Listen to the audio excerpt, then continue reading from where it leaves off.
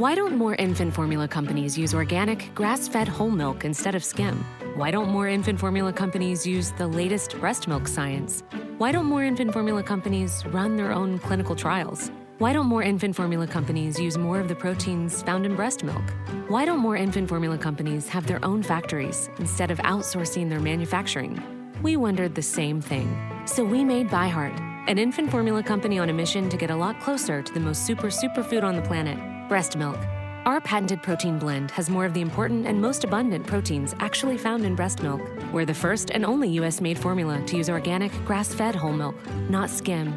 We even conducted the largest clinical trial by a new infant formula company in a quarter century, with clinically proven benefits like easier digestion, less spit up, and softer poops versus a leading infant formula. And we make our own formula in the USA and our very own factories in Iowa, Oregon, and Pennsylvania.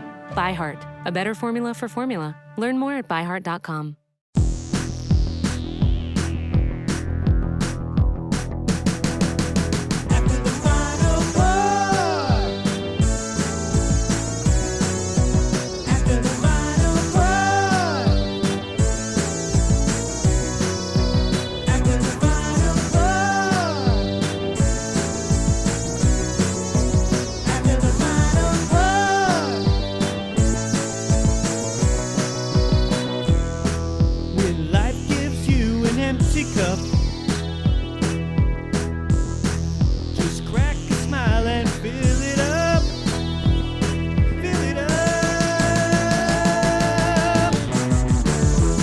Welcome to After the Final Pour, brought to you by the Malting Hour. I am one of your hosts, Tony Golick, joined always with Brandon Winninger. Brandon, happy second week of dry January.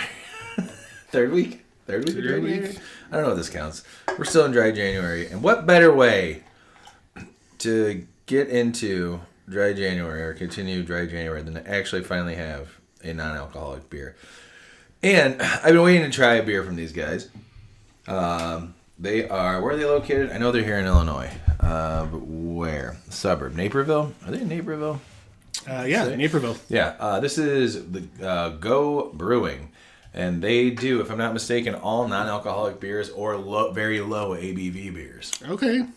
I was following them when they were first opening up, and now they're finally open. I still haven't made it down there because I'm a real piece of work. But I saw this one specifically when it was coming out. I'm like, that's insane. It's a double IPA that's non-alcoholic. It was a very interesting color.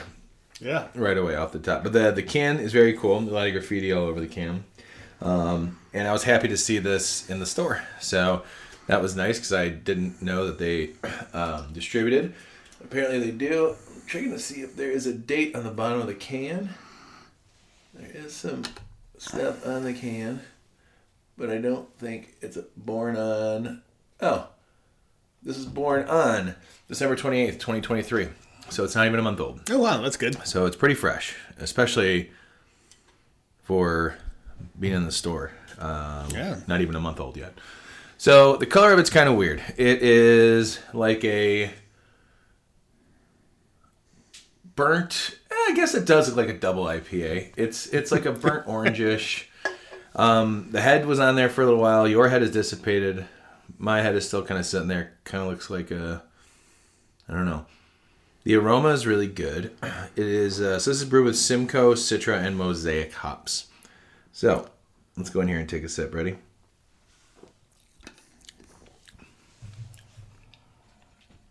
What do you think? I like where they're going with this. Me too. It is hoppy like a double IPA. Yeah. And there's a maltiness that I'm getting. Yeah. That's different than I would say I've ever had in like a beer, but I kind of like it. I like it.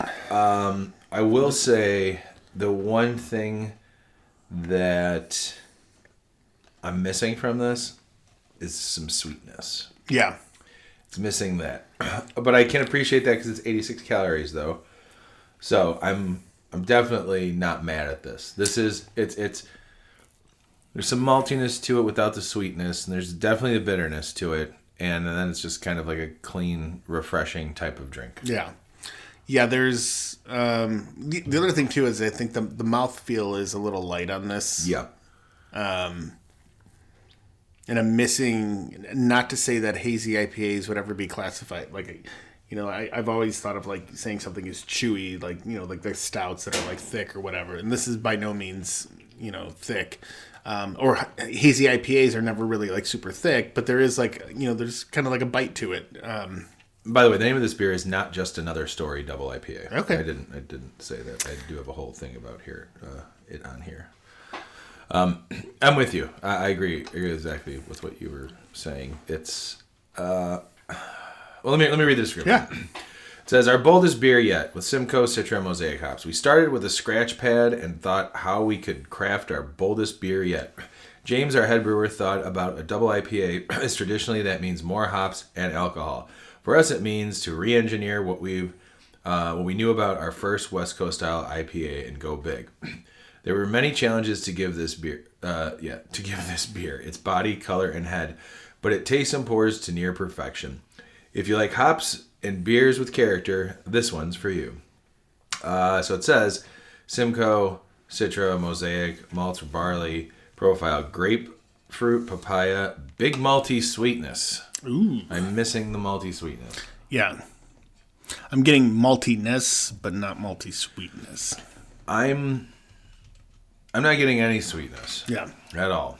It's 86 calories. It's below 0.49% ABV. So we are drinking a little bit of alcohol, Brandon. I'm so wasted. I can hear it. I can hear it in your voice.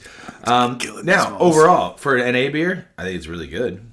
I like it. Yes. I feel like the state of NA beers is getting much, much better. Like, it's really come a long way from the original NA beers.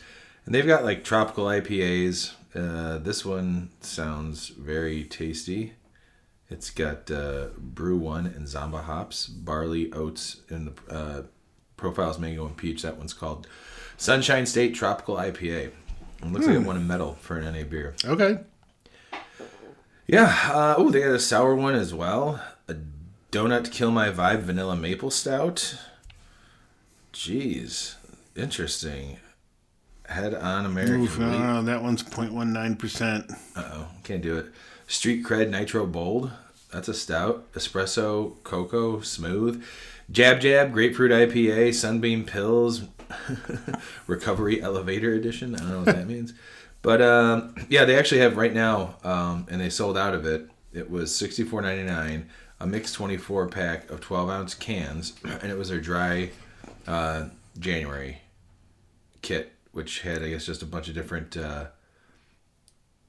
mix of their beers. Founders Elite Selection, exclusive limited edition brews were involved with that, so that's kind of cool. Would have been nice.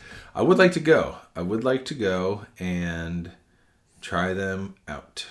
Do they have like an actual... I don't know if they actually have a tap room. I thought they did. I could be wrong. Let me look. On their website, it says inside the tap room. Oh, perfect. I don't know what I'm looking at then. I think I'm looking at just... I was looking at... I was just looking at their lineup, I guess. Our brews. Where do you see the tap room? Oh, and I'm stupid. Yeah, I would like to go and try it. I mean, go there and try some of their beers. The place looks pretty cool. And, maybe we could talk to them about how they do this. That would be fun. Yeah, so it says they also have guest... they do have regular beer and cider there. Yeah. They have Hidden Hands Peppermint Mocha Latte Stout. What? They got Hot Butcher there, Noon Whistle, Revolution, Hidden Hand, Twin Full Cider, 2 of them. Then they got some wine stuff and some soders. They got some soders there. All right. Yeah, they got a chocolate cherry stout on tap. They have an Oktoberfest. They have the Donut Kill My Vibe, a Cali Pale Ale, Grapefruit Pale Ale. But anyways, yeah, there's a lot of stuff. Yeah, they got a lot of stuff there. So, that's like a dry January dream. Yeah, Maybe we should go. I mean, if you like hanging out in a bar, like you want the bar vibe, like Yeah, I mean, just hanging out and having drinks. I mean, this would be the place to go. The more I'm drinking this, the more I'm enjoying it. yeah. Like I said, I don't get that malty sweetness they're talking about. I know we just finished the hop tea episode, but there's nothing there that should change my palate that I couldn't taste sweetness here. Agreed. It's not like there was no sweetness to any of those hop teas. Yeah. We ended on a black tea hop tea that didn't have anything but really black tea to it. So if anything, malty sweetness should be like jumping in my face right now, but it's not, unfortunately. Yeah, and then I mean, I'm missing it because it says it should be there, but otherwise, like if it, and I know what like a double IPA should have, but for what it is, man, I like it. This drinks to me like a regular IPA that has a nice hoppiness to it. Yeah. That is not meant to be super sweet, but on the drier end, which is still like, I am happy with this. It's tasty. I'm looking forward to drinking another one. It's good. I could have a couple of these. This reminds me, like, not in similar taste or anything, but like the experience of when we first had just the haze. Yes. When I had that, I was like blown away that a non-alcoholic beer could taste that good. This would fall in that category. If I would have had this before, like just the haze, I would have been like, okay, we're going in the right direction. This is actually really tasty. So it's kind of that same experience for me where it just kind of brings it back to like, yeah, there's some really good non-alcoholic beers out there. I don't remember when I bought that. The last time I bought the Just the Haze, it might have been last dry January. Mm-hmm. I still have one can left. Ooh. Want to see the I wonder shelf? how that is. I might open it up this week and check it out, or maybe I'll bring it in. And it's not to like bash it at all. I'm just interested. I just never got around to it until finally I was like, I was going to make it a mystery beer for us when we were going to do a mystery beer last year. Yeah. We never did that episode. I was like, I was going to sneak it in there to see if you guys could figure out what it was. That would have been cool. Yeah. But now it's just been there. I think it's been about a year. It'd be interesting to see how it turns out. Like, how long. It's fermented, and now it's actual alcohol. It's like 5%. Whoa, cool. Cold fermentation. This is great. I just add yeast to it. I'm like, this is great. So that'll be interesting. But this is good. I like it. Brandon, how many... there's a little loud, what is it, megaphone on there. How many megaphones are you going to give this one? I'm going to go 4.3. 4.3. I'm with you. I'm about 4.3, 4.2, somewhere around there. If you're looking for a double IPA non-alcoholic substitution, I wouldn't say this is it. I think that's a really tough That's a tough thing to do. Yeah. But with that being said, this is a really good non-alcoholic beer that has really good hoppiness to it, and it drinks like a beer too. You know what I mean? Yeah. Like we've been drinking those hop teas, and I've been drinking hop water and stuff like that. Like I feel like I'm drinking a beer. Yeah. Like and I don't mean like heavy or anything. There's still 86 calories in this. It's drinking like a beer. Like you and I are both taking our time with it and everything. Like the teas went down a lot quicker. Yeah, those are easy to drink. This is like, it feels like I'm drinking a beer. Which Could be all the carbonation that I'm full with right now too. But true. But I think that also speaks to how well this is done and the fact that they've opened up an entire taproom facility. Yeah. Based around non-alcoholic beers. You got to have a good product to be open like this. Oh, yeah. So I'm looking forward to trying their other things. And even if I just need to go down there, try some beers and maybe get some of those, like, I want to try their stouts. Like, I think the stouts have to be interesting. Yeah, I mean, if you're doing, like, you did this so well, I would be shocked if their stouts weren't decent. But again, like I think I told you before we started recording, like I had heard, in one of the Facebook groups that like people were asking about dry January recommendations in the area, and Go Brewing was like the number one that people were like throwing out there. So yeah, well done, Go Brewing. We both took a sip at the same time. Yeah, well done. Yeah, very very tasty. I mean, the hoppiness is. It's just so consistent, and there are some like NA beers out there that have like a when it's dry like this, I feel like you get this, not cardboard, but like papery, this, I don't know how to explain it, but there's a weird like aftertaste in some non-alcoholic beers. I'd say cardboard for me. Yeah. I'm not getting that here at all. I would like to have more sour NA beers because those are just delicious. I feel like that's such an easy, delicious route to go for NA beers. If you like sour beers, find some NA sour beers. You will not be disappointed. But yeah, man, I think that's it. Way to go. Go Brewing. You did it. And we look forward to trying more of your beers. Indeed. Brandon, love you, buddy. Love you too, man. Make sure you weren't taking a sip. We'll see everybody next week. Bye. This has been The Malting Hour. Be sure to follow us on all social media by searching The Malting Hour and at themaltinghour.com. You can also follow us individually on social media. Brandon can be found on Instagram as BMDub81, on Twitter, BDub81, and on Untapped as BDubDrinksBeer. Tony can be found on Instagram and Untapped under Ace of Help Chicago, on Twitter, The Ace of Help Chicago. Clark can be found as Clarkowski on all three. Dan can be found on Instagram as hip__hops